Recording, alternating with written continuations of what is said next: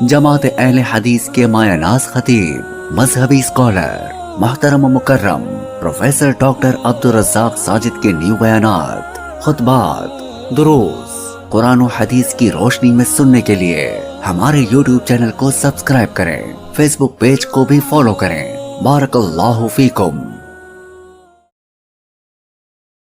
اللہ قبول کرے۔ میں نے بہت ڈیپلی جو آبزرو کیا ہے، محسوس کرتا ہوں،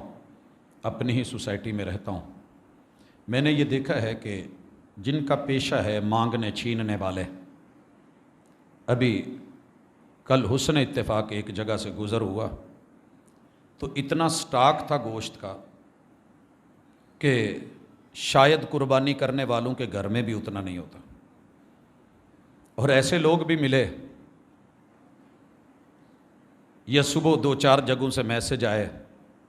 کہ سر جی ہماری عید پھر سے ایسے ہی گزر گئی ہے، ہمارے بچوں نے کچھ نہیں کھایا۔ سچی بات یہ ہے کہ ہم ساری کوششیں کر کے بھی ہر جگہ نہیں پہنچ پاتے، یہ صرف اللہ ہی کا کام ہے، لیکن پھر بھی ادراک اور احساس کے ساتھ کوشش کریں کہ جتنا ہو سکے وہ لوگ جو سفید پوش ہیں، جو سوال نہیں کرتے، جو مانگتے نہیں، جو آپ تک نہیں آتے، کہیں نہ کہیں ہماری جماعتیں ان کی بھی کوئی لسٹ بنا لیں۔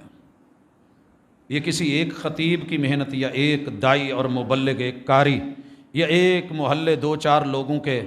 عظیم لوگ بانٹنے والوں کی محنت سے پورا نہیں ہوتا۔ میں دعوت دیتا ہوں، اللہ کرے اس پہ کوشش کریں میرے احباب،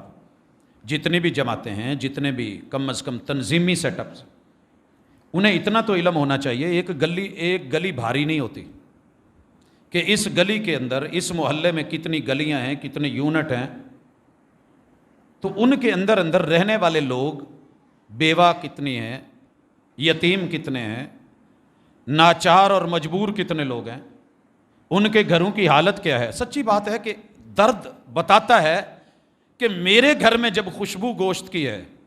عید کے دن بھی اگر سائیڈ پہ وہ اس انتظار میں ہے کہ کوئی بھیج دے گا، وہ باہر نکل کے انہوں نے کٹورے نہیں پھیلائے، کشکول نہیں پھیلایا، کہیں تو مجھے پوچھا جائے گا۔ یہ احساس اپنے اندر جگا کے جئیں، انشاءاللہ کوئی بعید بات نہیں، جہاں مردم شماریاں ہو سکتی ہیں،